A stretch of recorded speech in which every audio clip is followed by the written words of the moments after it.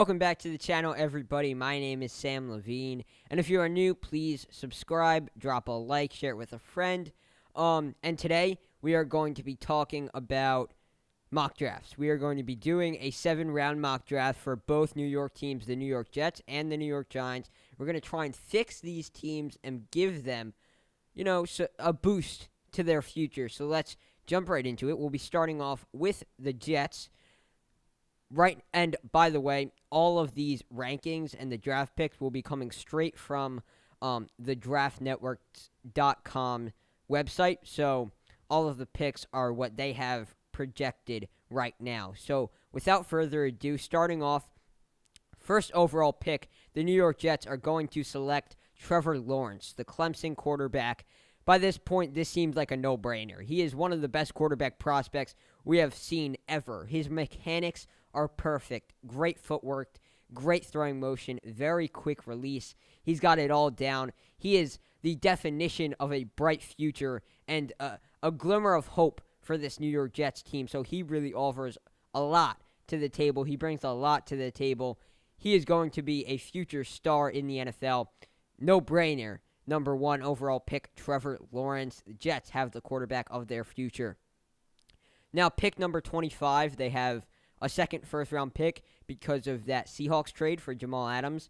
They need some help in that defensive backfield. They have been bad all year in that department, and just recently, earlier today, they let out 4 touchdowns to Russell Wilson, who's been struggling recently. So I'm going to go ahead and give them Shaun Wade, the cornerback from Ohio State. Wade is a very, very versatile player, plays extremely well inside and outside of the slot. Although I will say he does play better inside the slot than he does outside. But that's okay because they do have Blesson Austin outside, who's an outside corner. He's a pretty good player, a younger guy, still needs some time to develop, but he's showing some promise. And Wade, they also don't have a slot corner, so Wade will fill that role very nicely. Outstanding player, nickel corner, outstanding guy in that role, and he's going to fill that hole very, very well. He's going to be a leader in that back end for years to come. So 2 big needs filled by very good players here in the first round, Trevor Lawrence and Shaun Wade. Book 'em. Now with the first pick in the second round, they get a very explosive weapon here for their shiny new quarterback in Trevor Lawrence, and that is going to be Rondelle Moore, wide receiver from Purdue. They take him with the 33rd overall pick. The Jets look like they have a really good wide receiver in Denzel Mims. He's been playing good football last couple of weeks, but now if they can add more to that group, you add that really fast, explosive guy that can turn any play into a touchdown for you. He's like a Mecole Hardman kind of guy, and Tyreke Hill. Maybe not as complete of a receiver as Hill, and obviously Hill is top 5 receiver in the NFL, so not going to say he's outright that good, but he's that kind of player, can turn any play into a huge play and a touchdown for you. Very good weapon, and now from the get-go, Trevor Lawrence has 2 good receivers, which is probably the biggest failing of Sam Darnold and the biggest reason why he didn't work out for New York. Round 3, pick 67, their 4th pick in this draft. Jets are going to draft Victor Dimukeje, the edge rusher from Duke. Jets need an edge rusher very, very badly. It's one of their biggest holes on the defensive side of the ball, and Dimukeje is a very good one. This season, he's got 7.5 sacks, which is 10th overall in the FBS. He has really good balance of power and speed. When he's rushing the passer, he can win with both ways. The only thing he really needs to work on is instead of going through people, he needs to work on going around people and using angles to his advantage more. But the skill set is there. He has all the tools to be a very successful and efficient pass rusher in the NFL for this New York Jets team. With time and maybe in his rookie year, he could develop into that guy for this Jets defense. Their second pick of the 3rd round, they have another one here. They're going to pick a running back, Michael Carter of North Carolina. Carter is a great player. This team really needs a running back. He's going to fill that hole very well. we have already reconstructed this offense with Trevor Lawrence, Rondelle Moore. Now they get another very elusive player here in Carter. Very elusive, very explosive, and he's having a fantastic year in 2020 with the Tar Heels. He is top 5 in the FBS in yards per rush, and he is also over 1,200 yards rushing in only 10 or 11 games played, which is incredible. Well over 100 yards per game. And he's also sharing a backfield with one of the best running backs in the FBS as well in Javonte Williams. So it's extremely impressive that he has been that efficient with another phenomenal player sharing touches with him. So very, very good player. I think round 3 is a perfect fit for him because he'll be able to come in. He's not a complete back just yet, but he'll be able to develop a little bit more. And I think the sky's the limit for this guy. He's a kind of like a Cam Akers type of guy. He'll be picked in one of those middle rounds, like second or third. Here in this instance, I have him at the third. And he has a very good opportunity to develop into something special for his team. Round 4, we get into day 3 now. Jets are going to take Charlie Kolar, the tight end from Iowa State. I was about to say Ohio, but no, Iowa State. Kolar is a do-it-all tight end. Really, really good guy. He is a guy that is a modern tight end. He fits that modern build. Good pass catcher, but also a very good blocker. The only issue with him is, yes, he does everything good, but he doesn't do anything great. He isn't exceptional at any one particular thing. That's why he's going to fall a little bit, potentially to day 3. But this is very good value for that 4th round pick.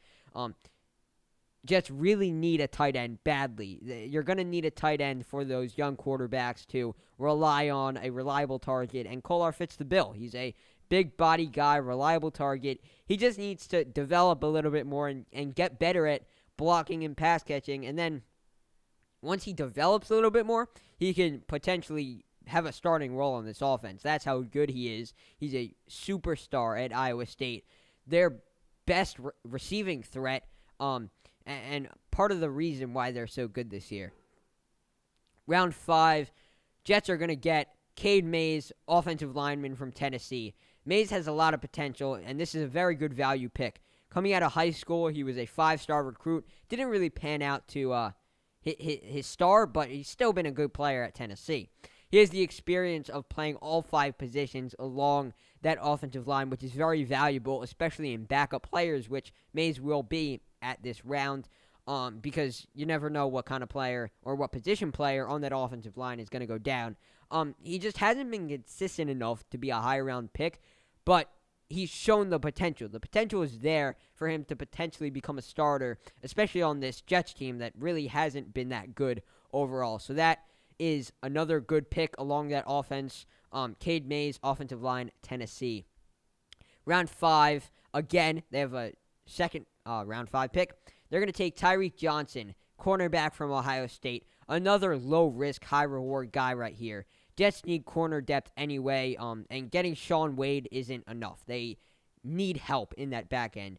But Johnson could become a contributing player to their team. The only reason he's this low is because he's really had little to no experience starting. He only had 10 games played before 2020, and he's just a one-year starter this year. So he's looked pretty good this season in limited, or not in limited snaps because he is a starter now, but he's looked pretty good this year.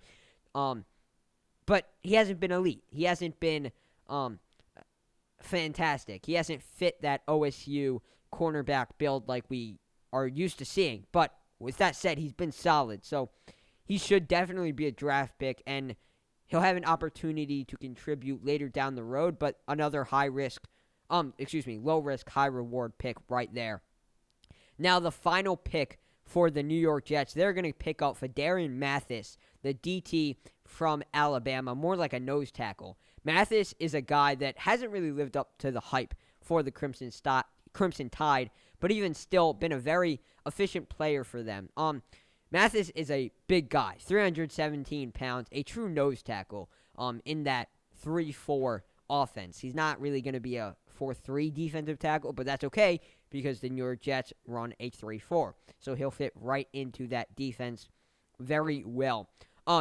given that he is a 6th-round pick, he won't really get a ton of snaps, but he can work into that defense, and he can be a rotational kind of guy in run stopping and run down situations because, that's where he shined at Alabama. He's only this low because he's not a good pass rusher, but you can put him in run situations, and he'll be very good for you. He'll be a good, solid player for your team.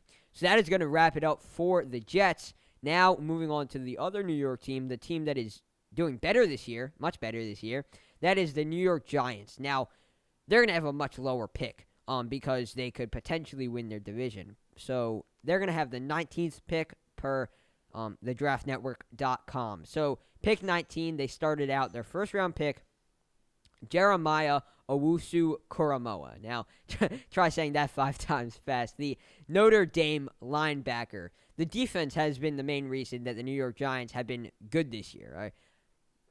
They've been in a position to make the playoffs this year, but they are still missing that sideline-to-sideline guy at linebacker. Blake Martinez is a very good run stopper, and he really racks up those tackles, but he's not that do-it-all linebacker. He's not a very good pass.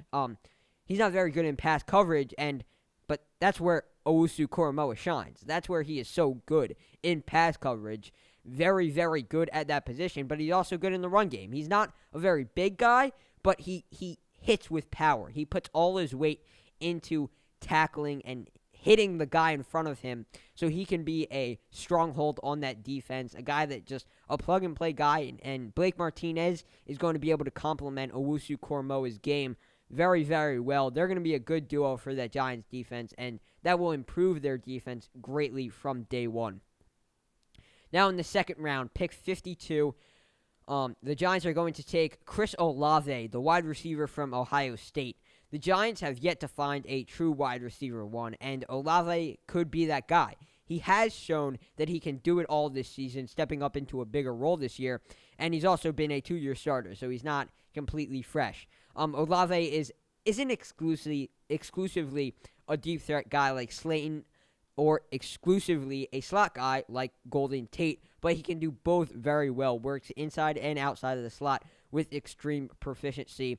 So he could potentially be that number one receiver for the Giants, showing that he can be and shown that he can do that at the college level with Ohio State this year. He is a very versatile player, and he's going to add a lot of consistency to that Giants offense and that wide receiver corps that just hasn't been there in the past because, Shepard, been a little bit inconsistent throughout his career. Slayton, very good deep threat, but isn't really great at anything else, so he's going to add some consistency to that unit and give Daniel Jones, who looks to be the quarterback of the future, another very consistent wide receiver. Round 3, pick 82. They're going to get their first offensive lineman in the draft, Daniel Faalele from Minnesota. Faalele may be the biggest NFL draft prospect ever. He is 6'8", 400 pounds. 400 pounds. He is a big guy, but that doesn't mean he's athletic. Of course, the biggest guy in the draft has to be an athletic freak, and that's exactly what he is.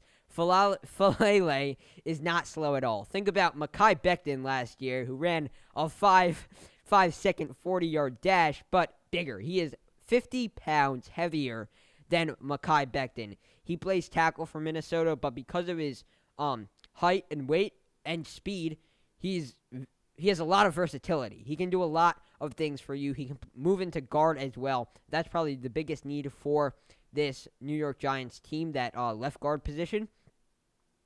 Or that New York Giants offensive line, that left guard position. They could use an upgrade there. So Faalele could work in some snaps there. But, again, he has a lot of versatility, so he can play a lot of different positions along the line of scrimmage. So another very good value pick for the Giants as a guy that could contribute from day one. Now, going into day 3, round 4, pick 120, Shaka Toney, Penn State edge rusher.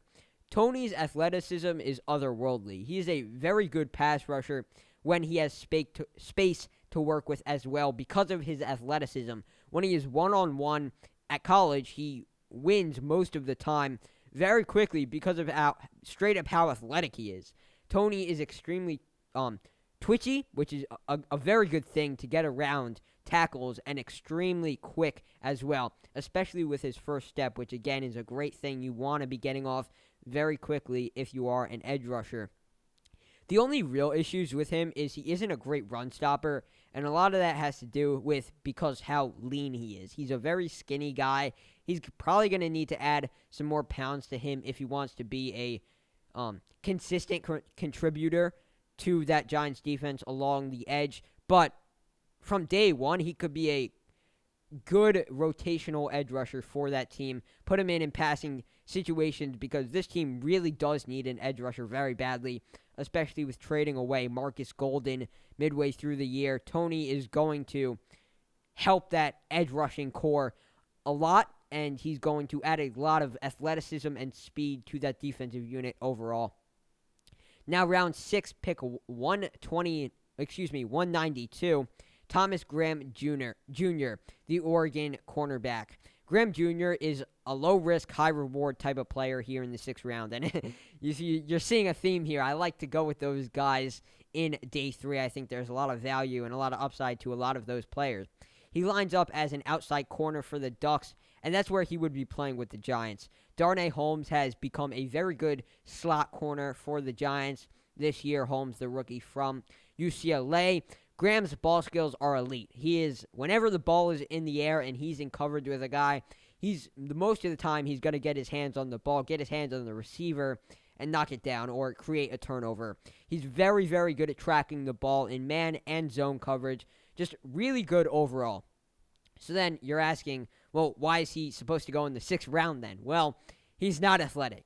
He is a very bad athlete when it comes to quickness, speed, and agility. Really not good in those departments, and he really suffers from that in the running game. Not a good run stopper at all. Not good in tackling department either. I mean, like I just said, he's going to knock the ball down a lot, but if the guy catches the ball, probably not going to tackle him with consistency. So that is obviously a major issue and a glaring issue that you're looking for when you draft a cornerback, or you're looking for the cornerback to be good in that area when you're drafting a cornerback. But Graham Jr. doesn't do that well. So if he can develop, give him a year or two, develop, get better at tackling, get better in the run game, improve in the athleticism department, then yeah, he could work into a contributing role and potentially be a guy that rotates in and out in the passing game. Because like I just said, his ball skills are elite. So there is potential there to work with. Round 6, pick 196, only 4 picks later from the Graham Jr. pick. That's going to be Tyler Linderbaum from Iowa, interior offensive lineman. Linderbaum is another low-risk, high-reward pick. He's a guy that has so much untapped potential here late in the draft. Since he is new to offensive line, he is a very, very raw prospect. He was just 2 years ago. This is his 2nd year at center. Just 2 years ago, he was a defensive tackle. So he was playing along the defensive line, wasn't even playing on the offense. So his technique is still off, right? I mean, but that can be expected. It's not like, oh, it's bad because he's just bad. No, he's new to the position. His technique is raw. His technique isn't great right now at this point in his career, but he shows potential. He shows dominance in passing game situations when he doesn't really have to get upfield much because again, this can be expected. We probably knew this when he made the position change, but his movement in the open field isn't spectacular because he just moved over from defensive tackle. So he has a lot of potential. We've seen that at Iowa. He can be an excellent player. He has been at times. We've seen that. He can be a starter in the NFL. He just needs to work on his movement in the open space, work on his technique, just needs to get a little bit more consistent, but then he could be a contributing player in the NFL.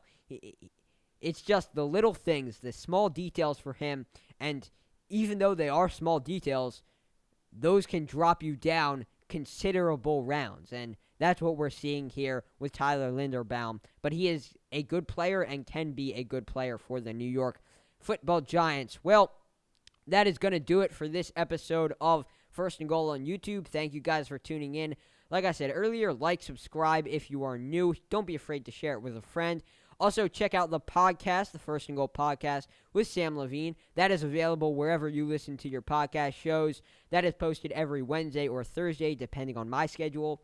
Check out the website, firstandgoalfootballtalk.com, where I post all articles relating to NCAA football, NFL football, the NFL draft, whatever it is. Also, check out the Twitter, First and Goal FB on Twitter to stay up to date on everything that I post, broadcast. There you can check out everything that I do. So that is going to do it for this episode. Thank you for tuning in to episode 11 of First and Goal on YouTube, and we will see you probably on Tuesday for the next episode. So catch you then. Thank you for listening, and we'll see you then.